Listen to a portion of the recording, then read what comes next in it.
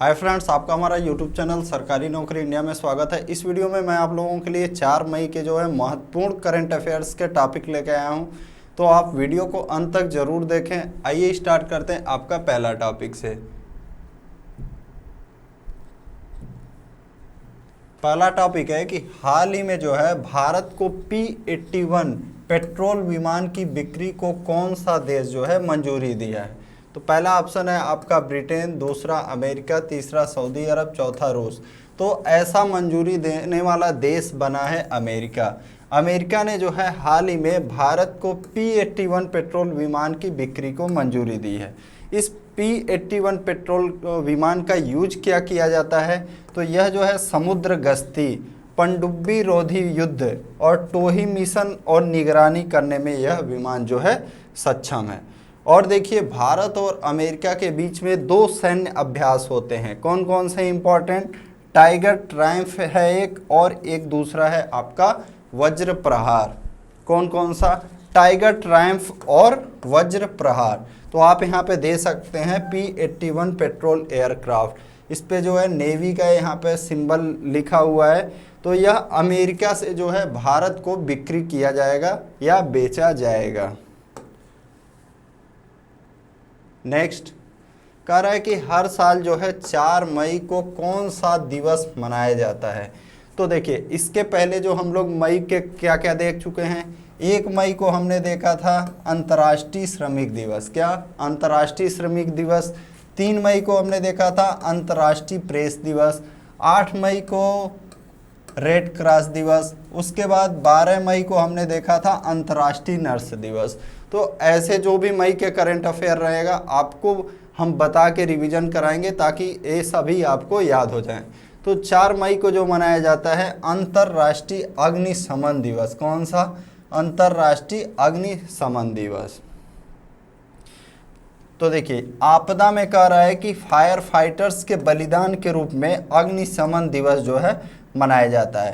तो ये जो आपका फायर फाइटिंग का है, इसका नॉलेज जो है सबको होना चाहिए, क्योंकि अगर मान लीजिए आपके घर में या कहीं पे भी छोटा भी आग लग जाता है तो उससे डरने की अपेक्षा आपको जानकारी जरूर होना चाहिए कि कौन सी आग आपको किस तरह से बुझानी है। नेक्स्ट, हाल ही में जो आरबीआई में डिप्टी गवर्नर के रूप में किसने पदभार संभाला है। तो सबसे पहले आपको पता होना चाहिए कि अभी वर्तमान में रिजर्व बैंक ऑफ इंडिया का गवर्नर कौन है। तो गवर्नर आपके कौन? शक्तिकांत दास। कौन? शक्तिकांत दास।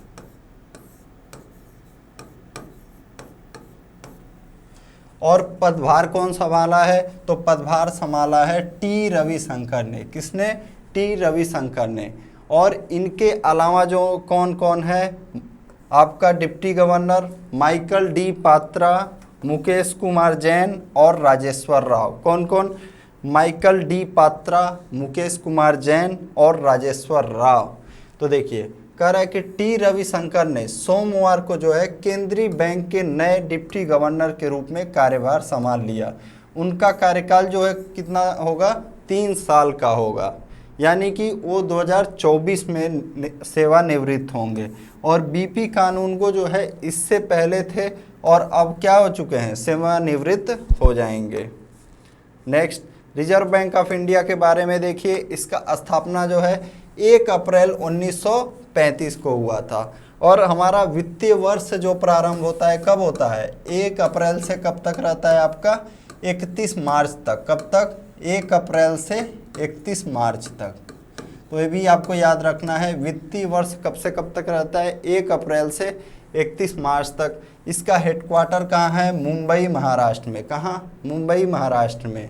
और इसका नेशनलाइजेशन यानी कि राष्ट्रीयकरण कब किया गया था? तो सबसे पहले जो है आपका रिजर्व बैंक ऑफ इंडिया का ही राष्ट्रीयकरण किया गया था। कब? 1949 में। और यह किस मंत्रालय के अंतर्गत आता है? तो मिनिस्ट्री ऑफ फाइनेंस मंत्रालय के अंतर्गत आता है और गवर्नमेंट ऑफ इंडिया के। नेक्स्ट, कह रहा है कि मियामी ओपन टेनिस टूर्नामेंट में लगातार दूसरी बार खिताब जीतने वाली कौन सी खिलाड़ी हैं। तो यह खिलाड़ी जो है एस्ले बार्टी हैं। ये आपका एस लिखा हुआ है लेकिन इनका नाम जो है क्या है, एस्ले बार्टी। तो इसको आप लोग करेक्शन लिख कर लेंगे, एस्ले बार्टी जो है इनका नाम है। एस्ले बार्टी ने किसको हराया, बियांका आंद्रेस्कू को। मुकाबले के बीच से हटने पर देखिए बियांका आंद्रेस्कू जो है मुकाबले में बीच से हट गई। इस वजह से मियामी ओपन टेनिस टूर्नामेंट में लगातार दूसरी बार जो खिताब जीता किसने, एस्ले बार्टी ने। नेक्स्ट, तो ये फ्रेंड्स आपका इम्पोर्टेंट जो है करंट अफेयर था। और बाकी आपके लिए इम्पोर्टेंट स्टैटिक जीके का क्वेश्चन लेके आए। कह रहा है कि चौथा बौद्ध परिषद की अध्यक्षता जो है किसके द्वारा की गई थी। तो चौथा बौद्ध परिषद जो है आपका वसुमित्र जो है इसके अध्यक्ष थे। और किसके शासनकाल में किया गया था, तो आपको ये भी याद रखना है, कनिष्क के शासनकाल में। कुल जो है आपका 4 बौद्ध परिषद हुआ था। कितना, 4। पहला जो है आपको याद रखना है किसके शासनकाल में, अजात शत्रु के। फिर दूसरा आपका कालाशोक के समय में। तीसरा आपका अशोक के समय में। उसके बाद चौथा आपको बताया मैंने कनिष्क के समय में। तो अशोक के समय जो हुआ था वो आपका पाटलिपुत्र पटना में हुआ था। और चौथा बौद्ध परिषद जो आपका कुंडलवन कश्मीर में हुआ था। कहाँ, कुंडलवन कश्मीर में। इससे पहले जो हम लोग अंतर्राष्ट्रीय नृत्य दिवस देख चुके हैं, कब मनाया जाता है, 29 अप्रैल को। और ये हाल के एग्जामों में पूछा भी गया है, अंतर्राष्ट्रीय नृत्य दिवस। कर किस देश ने हाल ही में भारत को वैक्सीन के लिए जो है कच्चा माल के निर्यात पर प्रतिबंध हटा दिया है। तो ये प्रतिबंध लगाया था यूएसए ने, यानी कि संयुक्त राज्य अमेरिका ने। और अभी इस देश ने जो है वर्तमान में जो है प्रतिबंध को हटा दिया है। नेक्स्ट, अकादमी पुरस्कार यानी कि ऑस्कर अवार्ड 2021 जो है सबसे पुराना सर्वश्रेष्ठ अभिनेता विजेता कौन है। तो ये सबसे पुराना जो है एंथनी हॉपकिंस। और इनकी एज कितना है, 83 वर्ष की है। और किसके लिए मिला है इनको, द फादर के लिए। और कौन सी मूवी को मिला है, नोमैडलैंड को। इस बार आपको याद रखना है किस मूवी को मिला है, नोमैडलैंड। नेक्स्ट, यहाँ पे स्टेट राज्य के बारे में हम देखेंगे आज, आंध्र प्रदेश। और इसका स्थापना कब हुआ था, 1 नवंबर 1956 को। इसका राजधानी हैदराबाद और प्रस्तावित राजधानी जो है आपका क्या है, अमरावती। उच्च न्यायालय जो है 25वां बना था आपका 2019 में। 25वां उच्च न्यायालय, देश का 25वां उच्च न्यायालय कहाँ पे, अमरावती में। और इसका सबसे बड़ा जो शहर है आपका विशाखापट्टनम है। और कुल यहाँ जिले कितने हैं, 13। तो ये इतना इम्पोर्टेंट नहीं है, लेकिन ये आपका इम्पोर्टेंट है। लोकसभा की सीट कितनी है, 25। और राज्यसभा की सीट कितनी है, 11। और जब तेलंगाना राज्य भी इसमें शामिल था तब यहाँ पे लोकसभा की सीट जो है 42 थी। तो 25 सीट आंध्र प्रदेश को मिला और 17 सीट किसको मिला, तेलंगाना को। तो टोटल कितनी सीट हो गई, 42 सीट। और ये 42 सीट अभी कहाँ पे चुनाव हुआ, वहाँ पे था वेस्ट बंगाल में भी आपका 42 सीट है। तो इससे आप याद रखिएगा, वेस्ट बंगाल जो है अभी वर्तमान में है जितना सीट, उतना सीट पहले आंध्र प्रदेश के पास था। लेकिन 25 सीट चला गया आंध्र प्रदेश को, 17 सीट चला गया तेलंगाना को। नेक्स्ट, राजकीय वृक्ष यहाँ का नीम का पेड़ है। और राजकीय पशु की बात किया जाए तो हिरण। लेकिन यहाँ पे सबसे इम्पोर्टेंट पॉइंट है आपका ये तीनों, ठीक है। राजकीय नृत्य, नदियाँ और झीलें, यानी वहाँ पे राजकीय नृत्य कौन कौन सा है। तो देखिए, एक कुचिपुड़ी नहीं है आपका, एक कुचिपुड़ी है। क्या, कुचिपुड़ी। आप देखते होंगे अधिकतर एग्जाम में कुचिपुड़ी।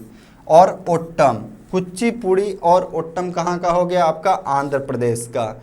इसी प्रकार आपका भरतनाट्यम कहाँ का है, तमिलनाडु का। भरतनाट्यम कहाँ का है आपका, तमिलनाडु। इसी तरह मोहिनी अट्टम आपका कहाँ का है, केरल का। ओडिसी उड़ीसा का। यक्षगान आपका कहाँ का हो जाएगा, आपका कर्नाटक का। तो मोहिनी अट्टम, भरतनाट्यम और सिर्फ ओट्टम रहेगा तो ओ से ओट्टम, ओ से आंध्र प्रदेश, और यक्षगान आपका कहाँ का हो जाएगा, कर्नाटक का। यक्षगान कर्नाटक।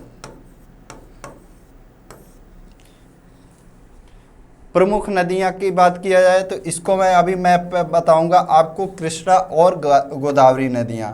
और झील की बात किया जाए तो कोलेरू झील भी है, और आपका एक झील और है पुलिकट झील। कौन सा, पुलिकट झील। तो यहाँ पे अब आप मैप पे देख के आसानी से याद रख सकते हैं, ठीक है।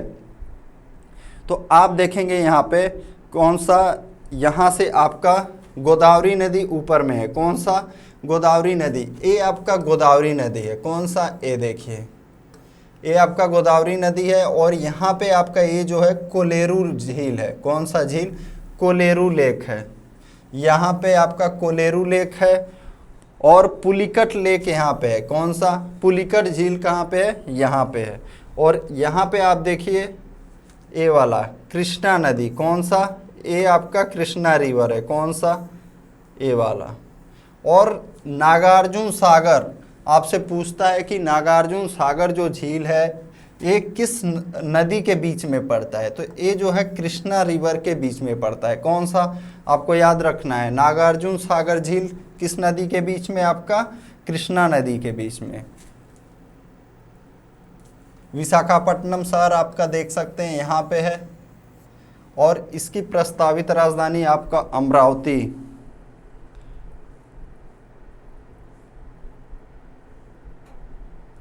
अमरावती अभी नहीं दिख रहा है यहाँ पे। अनंतपुर, कुर्नूल, नेल्लौर, चित्तौड़, गुंटूर। तो यहाँ पे देख लीजिए दो इम्पॉर्टेंट नदियाँ हो गई। और यहाँ पे एक और इम्पॉर्टेंट पॉइंट है, पुद्दुचेरी का एक डिस्ट्रिक्ट यानी एक भाग। पुद्दुचेरी का आपका टोटल 4 भाग है। कौन कौन सा, माहे, यनम, कराईकल और पुद्दुचेरी। तो यनम जो है आंध्र प्रदेश में पड़ता है, ठीक है। एक पूछ सकता है कि यनम जो है किस प्रदेश में है, तो ये आपका आंध्र प्रदेश की सीमा पे आप देख सकते हैं यनम। लेकिन ये किसका भाग है, ये भाग है आपका पुद्दुचेरी का।